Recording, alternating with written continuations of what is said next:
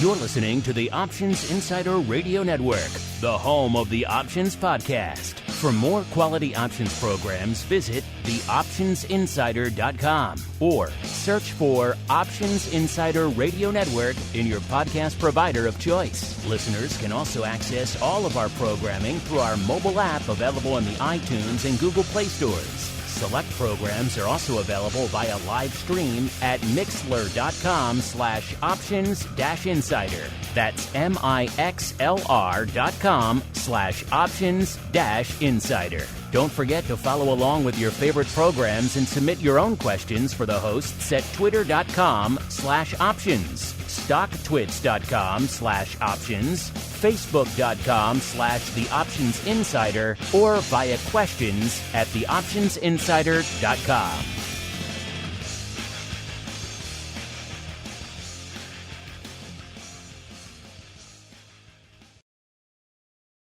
You wanted it, you got it. A radio program that helps teach you options trading inside and out, basic to complex. This is Options Bootcamp. Whether you want to learn how to protect your portfolio, generate income, or even become a master of volatility, the Options Bootcamp drill instructors will break it all down for you. Now, let's get you into peak options trading shape. Here are your Options Bootcamp drill instructors. All right, everybody. That music means we are back. It is time once again for Education Wednesday here on the network. And how do we kick things off? Well, as always, with the premier options educational program. Yes, it is time once again for Options Bootcamp, what the cool kids call the old OBC. My name is Mark Longo from theoptionsinsider.com. As well as, of course, from the ever-inspiring, ever-educational network upon which so many of you folks are binging. A couple reminders here at the top of the show. A, if you like what you hear, make sure you do keep rating and reviewing. It is clearly more important than ever in these troubled times. People are discovering the show en masse these days, and we want to thank all of you for helping to make that happen. Again, we've been doing this show for over a decade. We just had the 200-plus episode spectacular, but it's always fun to have new folks discovering the show, learning about options. It benefits everyone at the end of the day. So if you do like what you hear, do keep rating and reviewing, just like our friend here did, Elk Trout 77. And we realized, we have so many reviews, you get a lot of new ones, but we have reviews going back over a decade. Sometimes we're not being fair to those folks. We should give them some love too. This one actually came back in April of 2019, so pre-pandemic. They said 5 stars. I think this is iTunes. Keep the boot camp alive! ! Excellent content, guys. Thanks for all of your effort putting this together, but don't quit on us now. Keep the content coming! ! Yeah, I think that was back in the hiatus period, right around it there, of boot camp. And never fear, Elk Trout and everyone else who's listening out there. Boot camp is back. It's in your ear holes every week. So don't you worry. We're not giving up on you folks out there. It's like you haven't given up on us. So thanks for everyone who takes the time to rate and review. Of course, if you're just listening to Boot Camp, you're missing out. You're missing out on a ton of great stuff. So make sure you subscribe to the full network wherever you get this. And then, of course, if you need even more in your lives, and hey, who doesn't? These are crazy times. We could all use a bit of a helping hand. Theoptionsinsider.com/pro will get you access to our exclusive pro podcast feed, where you're going to get a couple of extra shows, including great pro Q&As. We've had some great ones in there recently. There's pretty much 70 odd in there on the feed. Now you can check out 140 odd episodes in the feed total. So great pro Q&As. You can go back and check out everything we've done in there. And of course, participate in all the new ones, as well as Options Oddities every Friday, breaking down the week's worth of weird trades and putting a few on of our own. Sometimes they win, sometimes they lose. They're fun either way. And then, of course, live access to this, everything else we do throughout the week, and great giveaways like we're going to do in a few minutes here. But in order to do the giveaway, I need my compatriot here, the black-hatted one himself, Mr. Dan Passarelli from Market Taker Mentoring. Mr. P, welcome back to the show, sir. How are things in the land of MTM? Mark, it is wonderful in the land of MTM. It is always wonderful. There are unicorns jumping over rainbows. There are leprechauns at the end of the rainbow with pots of gold. It's wonderful. And I've been to Frankfurt. I must have missed the section that had the unicorns and the rainbows. I saw the truck stop. I saw the old abandoned Charlie horse. I didn't see the unicorn. I must have taken the wrong turn there. You gotta show me the unicorns and rainbows tree. That sounds pretty fun. But speaking of unicorns and rainbows and everything being idyllic, Dan, we're spreading out the love this week. We've been giving away our pro trading crates to our pro members. We do it every month there. It's a fun thing. We put together this whole big thing. People have been tweeting about it. They're getting their packages. They're all excited. People have been asking how they can buy them. They can't. You can't buy these pro trading crates. The only way to get them, listeners, is by becoming a member of theoptionsinsider.com/pro, and you get your name in the hat. And then if you're lucky, your name will be drawn. Perhaps that day is today because, Dan, once again, we are bringing the love to Options Bootcamp. We usually do these in the option block, but I thought, you know what? Let's spread it out. Let's let everybody have some fun, giving away some fabulous prizes. So, Dan, I'm going to fire up our random number generator here. Okay, there it goes. It's going. It's flickering on my screen right now. It's got all the member numbers and their names associated with it right here. And then when you tell me, sir, when the mood hits you, whenever, it could be now, could be 2 weeks from now, I guess. That'd be kind of a long time to wait. But hopefully during the run of this show, maybe in the next minute. You tell me when to stop, and I will hit the stop button, and that will identify this month's winner of the Pro Trading Crate. So, Mr. Dan, I know it's a lot of power. It's a lot of responsibility. You know what they say, with great power comes great responsibility. You now have both, sir.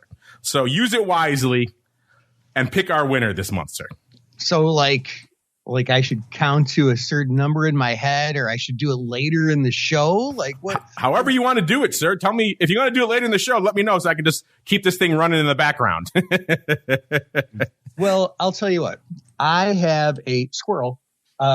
Sorry about that. Short attention span. And so if I wait until later in the show, like we might not pick. You probably will forget about it. Yes, I will forget about it. So stop. Oh. There we go. Man, I have good reflexes. I caught it right at the second you said that. All right, here we go. All right, let's see. What number who does that correspond to? That is Neil Krishnan. So congratulations to you, Neil. You are the winner of the most recent Pro Trading Crate. Our producers will reach out to you via your member email address there, ask you some questions. You get a few choices in your crate. The rest of it is bespoke. It's put together by us. You're going to get some great educational book offerings. You get to choose amongst those. Maybe Mr. P's will be one of those book offerings you could choose from. You also will need your shirt size. You get some exclusive gear from us. And then the rest, I'm looking at a mountain of stuff right here. We're going to cram as much cool, exotic, one-off goodies from the world of options into that box as is humanly possible. So look forward to that, Neil. Congratulations. Thanks to being a member. For everybody else out there, thanks for playing. We're giving another one of those away not too long from now. We got to give away the November crate pretty soon as well. As we keep on rolling, listeners, it is time for the mail block. Mail call. Time to look at questions submitted by our listeners.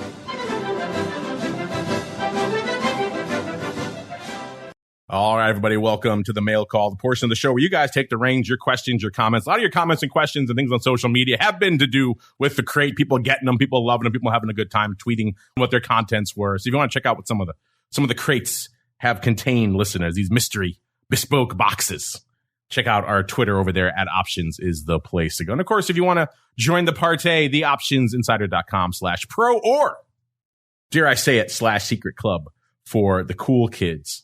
And speaking of secret clubs, Mr. Dan, they don't get much more secret, much more exclusive than the MTM community out there. And sometimes that community rises to the surface with awesome, inspiring, brain-teasing questions that you want to share in your Market Taker question of the week. So, Mr. P, sir, what rose to the surface this week? What was amazing you want to share with our listeners? You know what?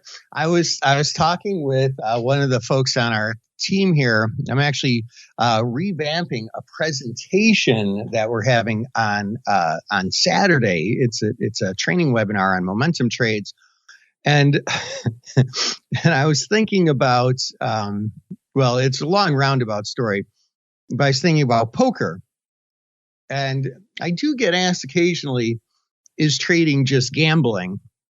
And, there are a number of similarities about it, but good trading is not gambling. Much like good poker playing is not I mean, there's still some gambling involved there, but like the more skill you have, the more things you learn, the more skill you apply, the less and less like gambling it is. Gambling and trading are statistical endeavors, but when, like, to me, pure gambling, you have no control over the outcome.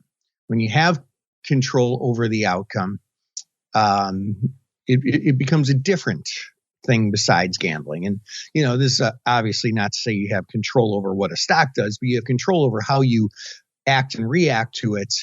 And that ends up being the skill of the trader. Unless you're Dan in that land of unicorn and rainbows, then, sir, you have control over all of the fun stocks out there. You know what else you folks have control over, listeners? It's your answers of our questions of the week, our many and myriad and head-scratching audience polls. Last week, we asked you folks a fun one. Both Meta and Amazon are trading around $100 right now, which raises the question, very simple one last week, which one would you rather buy? And Dan, we gave them 3 choices to make it fun. We gave them Amazon, Facebook, and neither. What do you think our audience chose, sir? No cheating. So let's see here. I would say that they chose neither. It's kind of tough. Like the tech stocks have been getting beat up a lot lately because as interest rates rise, that's just gets worse and worse for tech stocks because they're growth stocks. They need to borrow money at low rates in order to grow. So that's tough. Oh, geez. It's hard, though, because they've been beaten down so much that maybe they're probably poised for a comeback. And we've talked about my feelings on Meta in the long run, that I think it's probably a screaming buy in the long run. Oh, geez. I don't know. I'll say neither. What was it, Mark? Our audience disagreed with you wholeheartedly. 68.1% going the Amazonian route. And only 18.1% saying Facebook and 13.8% going neither, Dan. And apparently right now that was the wrong choice because Meta has turned around. They're back up over 100. They both dipped down into the below 90s. I think Meta got down to around $88 before they announced all these layoffs. And the street loves a good layoff, Dan, because the stock is back up $12.50 over the past 5 days. So back up to $102.50. So in the near term, Meta is the winner. 86.5 is where Amazon is trading right now. So Amazon has continued selling off. So it has moved in the wrong direction. I think long term, I could see why people maybe would have a little bit of distrust in Meta versus Amazon. People are going to keep buying stuff, maybe at a slower rate. But c'est la vie, I could certainly see that one. Fast forward to this week, Dan. We have a more far-reaching question this week. We have been asking you guys questions, taking your pulse all year long. And it's always fascinating to see how your thoughts and opinions evolve over time. We first asked this question back in March of this year. And at the time, 56% of you said you were bargain hunting.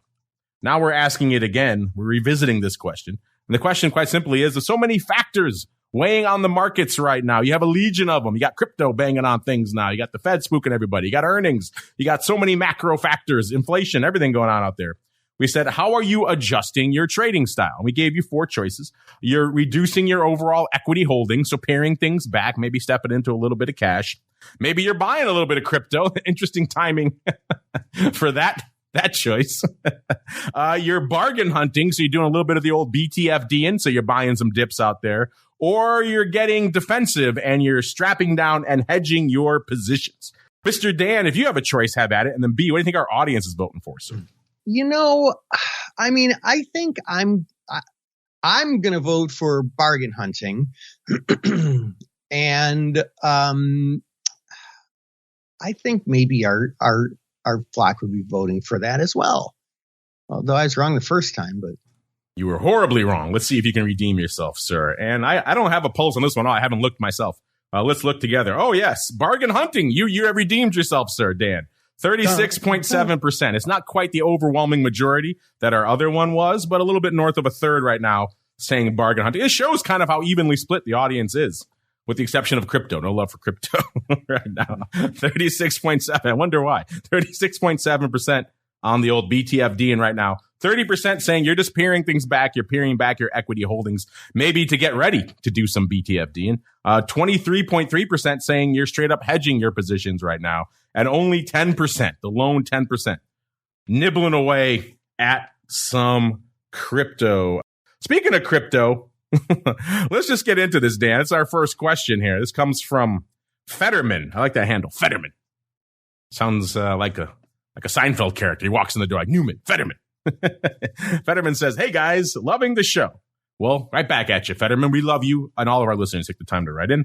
He says, not sure if this is the right program on the network for this question, but OBC is my favorite, so I sent it to you. Well, there you go. If we're your favorite, we will endeavor to answer it out there. Even though it is crypto, so probably Crypto Rundown would have been your choice, but hey, who are we to dissuade you from writing in? He said, did you see the chaos in the crypto markets yesterday after the FTX Binance quote deal? It seemed really shady to me, and it seemed to underscore Dan's concerns about the crypto markets. What are your thoughts? Am I just wearing a tinfoil hat? Either way, you guys are the best. Well, thank you, Fetterman. All of our listeners, such nice folks out there. You folks are really the best. That's why we love giving you guys prizes here on the show. Yeah, it was kind of hard to miss this news yesterday, listeners. And if you're listening to this maybe after the fact, or you just missed it, or you're under a rock for whatever reason, FTX, one of the larger crypto, they call themselves exchanges. They're really brokers, listeners. They're brokers/exchanges, which is a problem in and of itself. Don't get me started on that.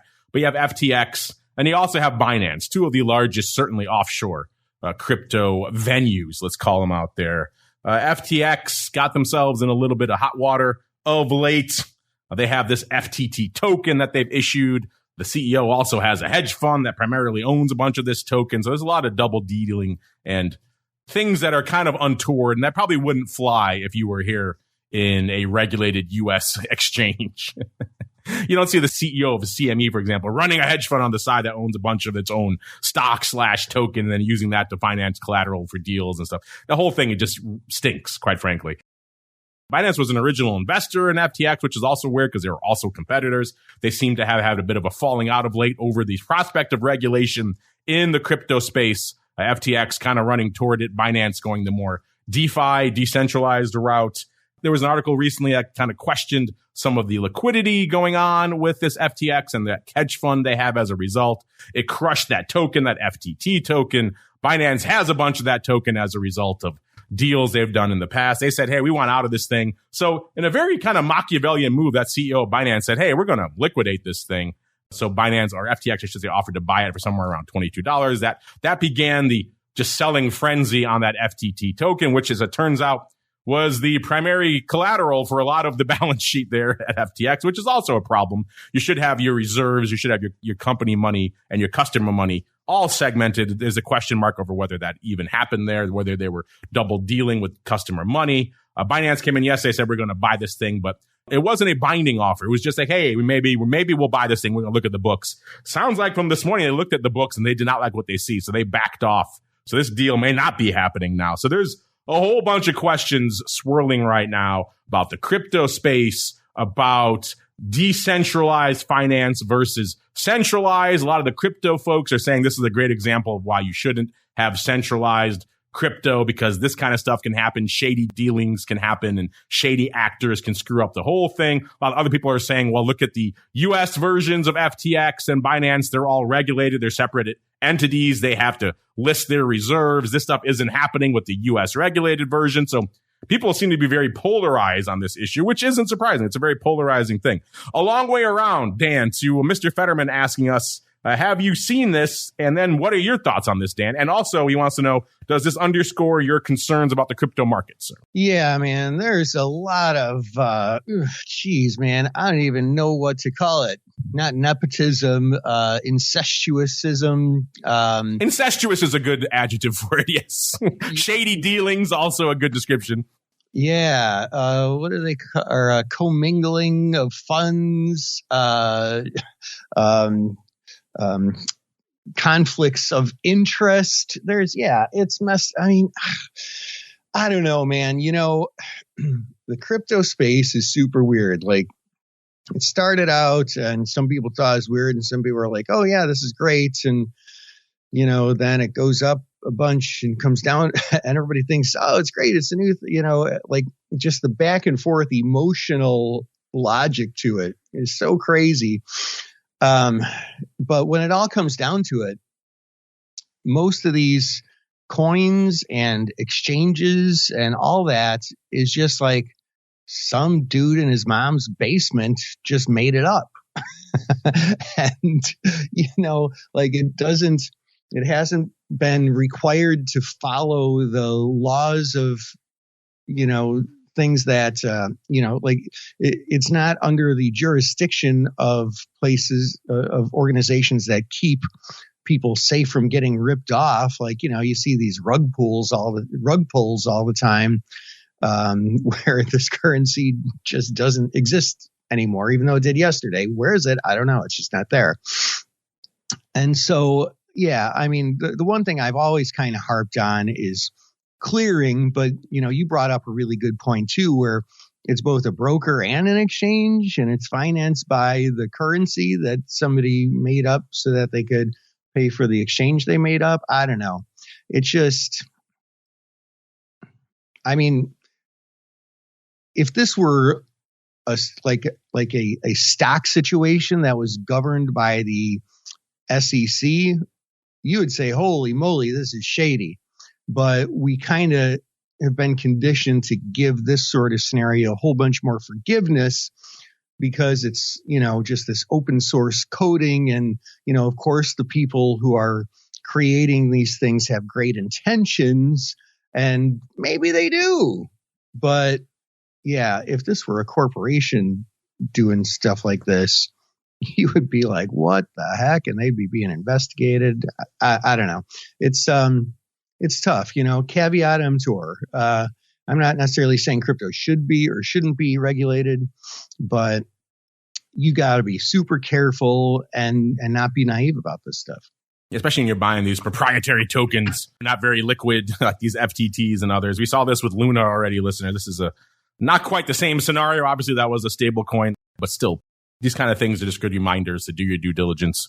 Yeah, and I've never been comfortable with the whole, we are an exchange, but we're also a broker. None of these firms call themselves brokers because it sounds way cooler to call yourself an exchange, right? Much more of an imprimatur of a financial entity if you are an exchange versus a broker. But they're getting customers. They have custody of customer assets, which is obviously an issue here with FTX. What is their reserve situation? All these questions that you really should have a firewall between that. And so that's been one of my issues with the crypto space from day one. Obviously, people out there who are hardcore on the whole DeFi side think the decentralized finance can take care of all of that. The chain can take care of all of that. And maybe this called me the cynic out there, but I'm a little skeptical. And issues like this are good reminders. And maybe we do need a little bit more oversight in that space because the U.S. entities are still running, apparently, at least for now. They don't seem to have the same issues. They posted their reserves. We know they're not double dealing in customer capital, at least for now.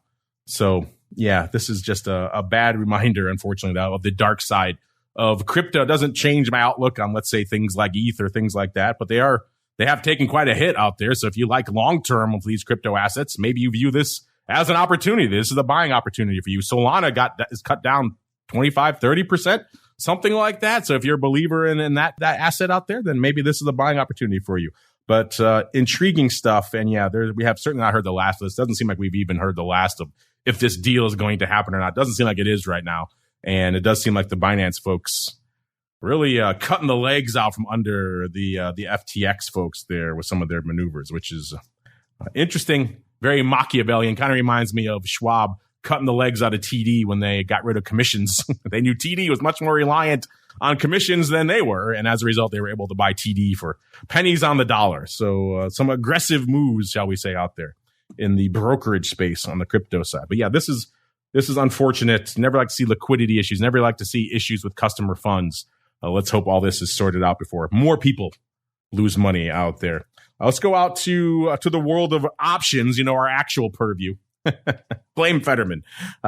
Dino has a question. Dino wants to know, why does Dan only trade short butterflies? Aren't they also a good way to minimize the outlay on a long spread position and take advantage of skew? All right, Dan, explain yourself to Dino. Why are you only trading short flies? What are you doing, sir? Well, I mean, look, I don't have any hard, fast rules about anything. I do have some, rules of thumb, some guidelines. And the reason why I typically don't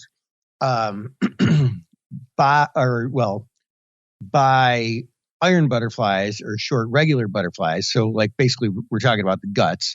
I'm typically short the guts and long the wings. The reason I don't do it the other way is because what you effectively have then is a straddle, but you limit your profit potential. And, you limit your cash outlay on it a little bit, not a lot usually, but a little bit. But then you really limit the profit potential. So, I mean, I don't know, 9 times out of 10, if I'm looking at a situation like that, and I will model that trade out sometimes. And if I'm not mistaken, I think I might have traded one like that during the last 12 months, probably one. But almost always I can find a better way to trade it that just ends up making more sense, is a better risk reward and or better probability of success.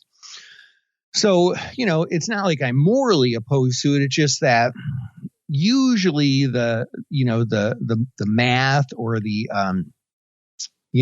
research says I should be doing something different that makes more sense.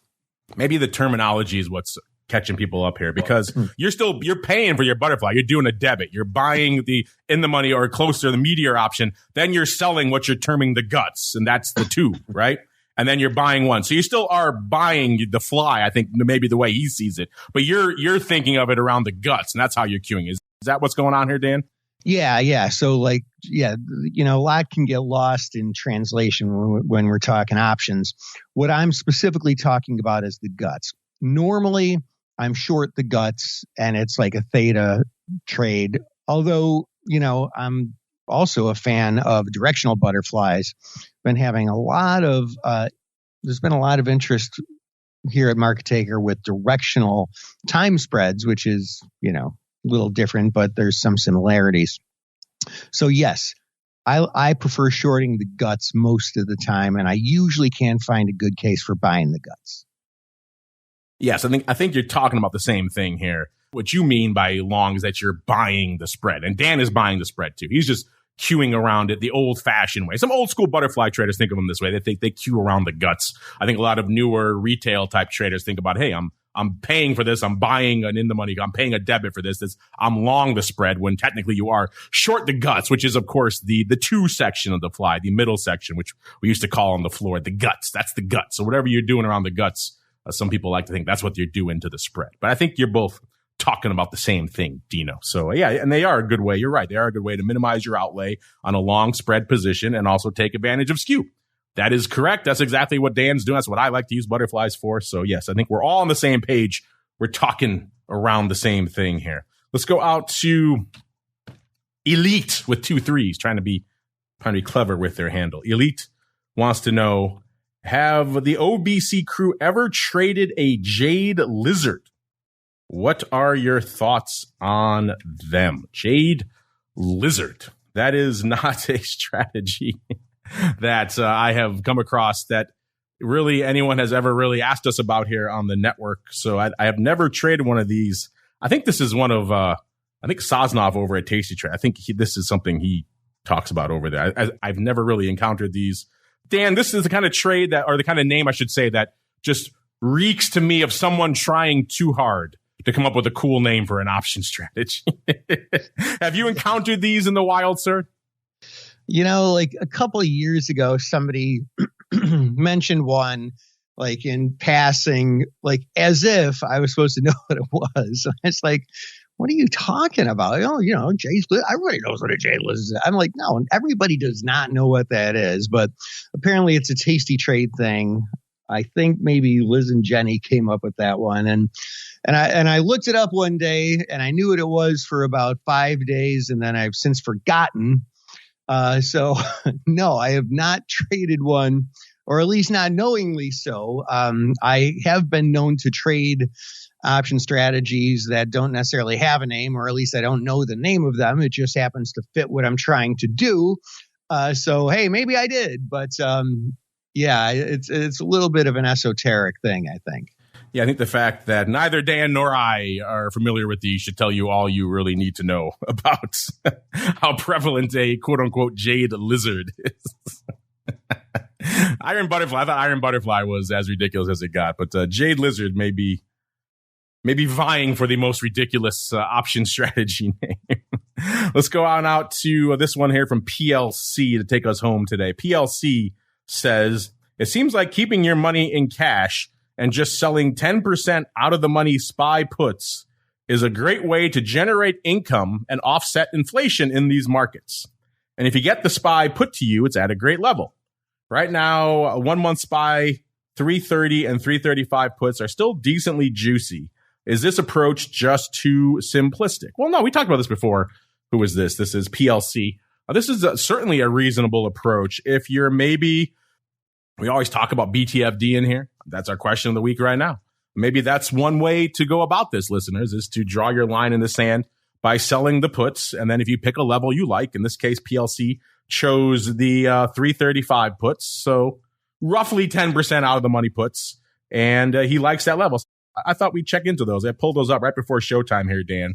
And the December 335 put in SPY was trading for around $2.